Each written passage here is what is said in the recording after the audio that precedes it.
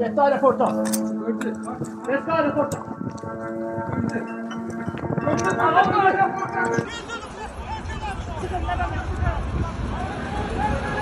Bura nə Təl-Əvivdir, nə də hər hansısa bir ərəb ölkəsi. Bura Azərbaycanın Naxçıvan Muxtar Respublikasıdır.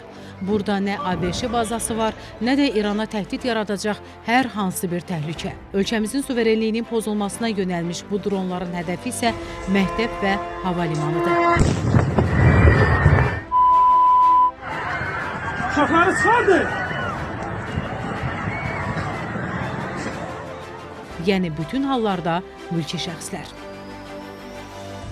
Pilotsuz uçuş aparatlarından biri də Naxçıvan Beynəlxalq Hava Limanının terminal hissəsinə düşdü və burada siz zərbənin nəticələrini də görə bilərsiniz.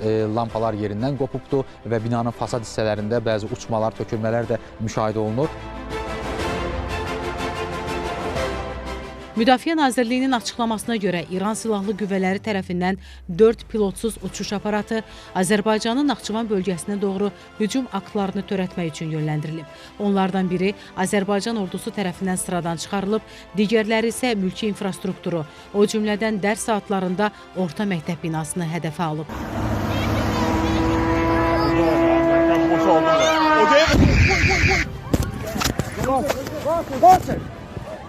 Orta məktəb binasını hədəfə alan pilotsuz uçuş aparatı xoşbəxtlikdən hədəfə yetişməyib, məktəbin yaxınlığında yerə çırpılaraq partlayıb.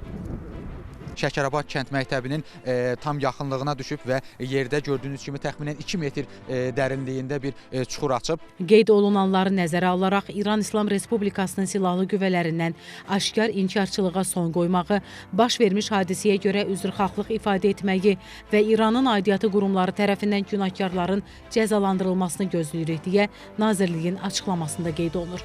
Xoşbəxtlikdən ölüm olmasa da 4 nəfər müxtəlif dərəcəli xəsarətlər aldı. Məsələ ilə bağlı Azərbaycanın müvafiq dövlət qurumları bir-birinin ardınca açıqlama verib bəyanat yaydıqca molla rejimi nə ağ dindir, nə qara. Azərbaycanın Xarici İşlər Nazirliyi bəyanat verərək izahat tələb etdi. Elm və Təhsil, Səhiyyə Nazirlikləri vəziyyətlə bağlı açıqlama verdilər. Baş prokurorluq hadisə ilə bağlı cinayət işi açdı. Yenə də qarşı tərəf gözünü və ağzını bağladı.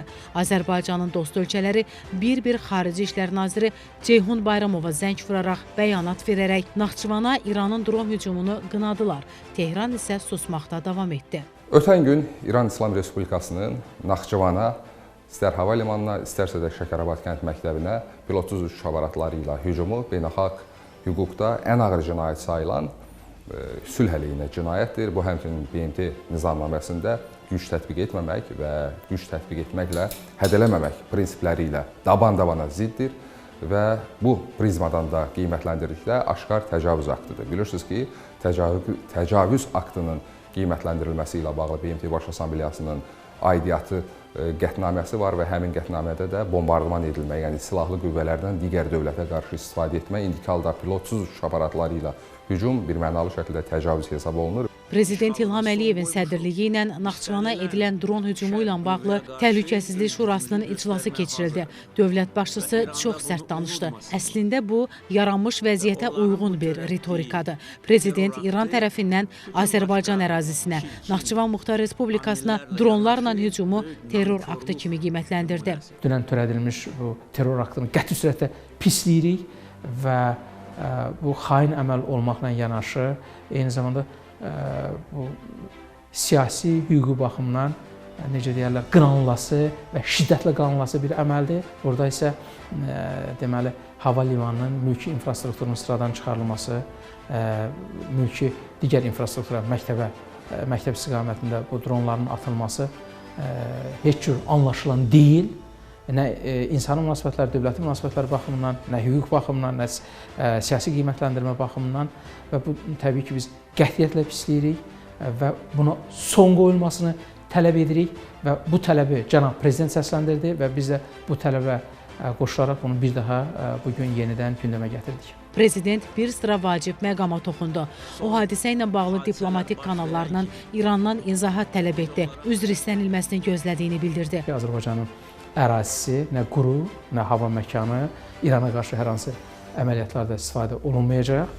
İrana qarşı Azərbaycan ərazisinin hər hansı bir hərbi akt həyata keçirilməyəcək və cənab prezident dünən bütün bu Azərbaycana qarşı törədilən güc tətbiqinə, bu terror əməlinə rəğmən bildirdi ki, Azərbaycan İrana qarşı hər hansı hərbi əməliyyatlara qoşulmayıb və qoşulmayacaq. Bu Azərbaycanın mövqeyidir.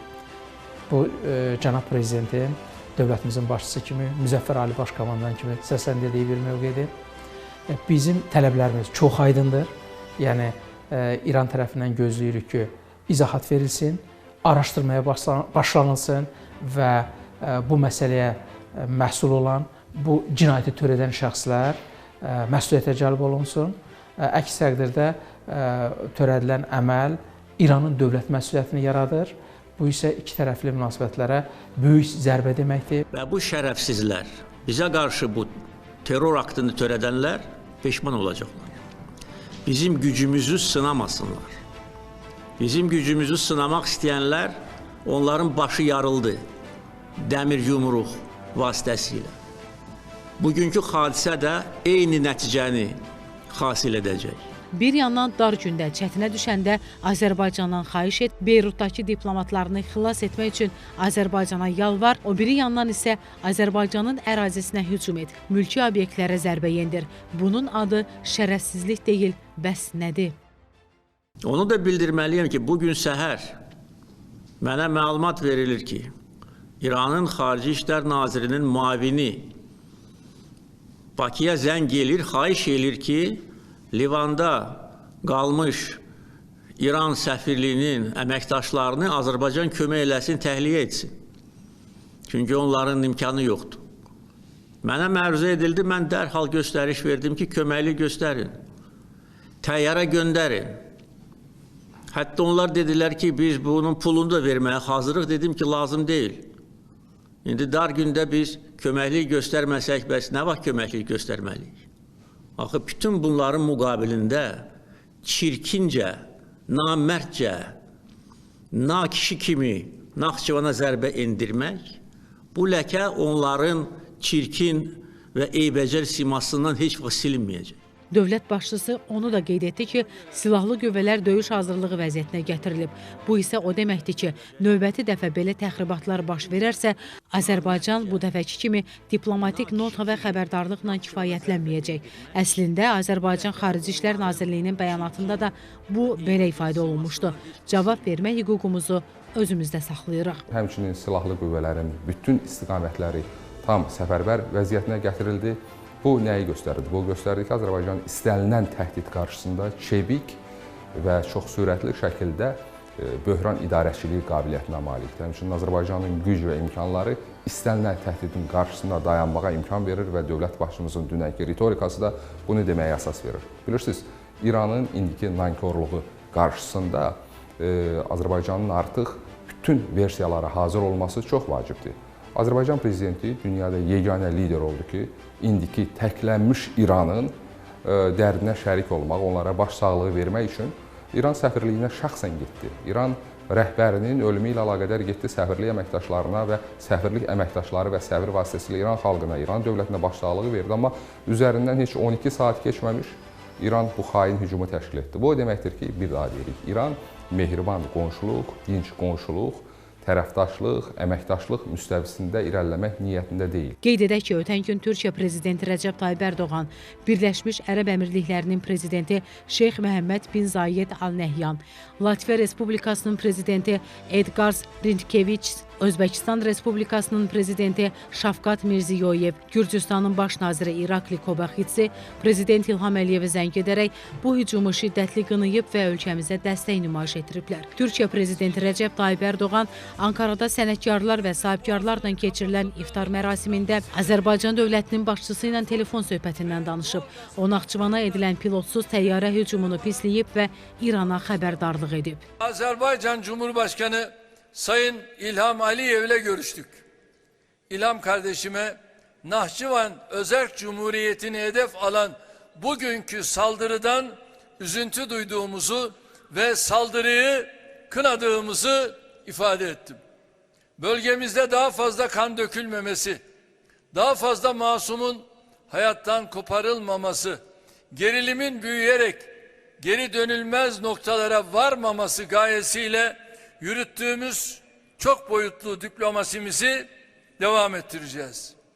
Kimse endişe etmesin. Xatırladaq ki, Naxçıvana edilən hücumdan bir gün əvvəl İranın Türkiyəyə atdığı ballistik raket də havada zərərsizləşdirilmişdi. Türkiyə İrandan bununla bağlı izahat istəmiş və İran tərəfi bunun qəsdən edilmədiyini bildirmişdi. Martın 5-də İranın Xarici İşlər Naziri Seyid Abbas Ərakçı, Azərbaycanın Xarici İşlər Naziri Ceyhun Bayramova zəng vurub. İran naziri Naxçıvan Muxtar Respublikası ərazisinə dron hücumları ilə bağlı narahatlığını ifadə edib.